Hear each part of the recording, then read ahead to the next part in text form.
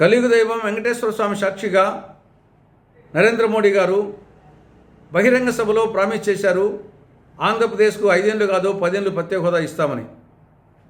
కానీ అధికారంలోకి వచ్చాక ప్రత్యేక హోదా ముగిసిన అధ్యాయమని కేంద్రంలోని బీజేపీ ప్రభుత్వం చెప్తా ఉంది. నిన్న ముఖ్యమంత్రి చంద్రబాబు నాయుడు గారు ప్రధానమంత్రి గారిని కలిసి అనేక విషయాల మీద వినతి పత్రం ఇవ్వడం జరిగింది. కానీ అందులో ప్రత్యేక హోదా ప్రస్తావన లేకపోవడం చాలా దురదృష్టకరం.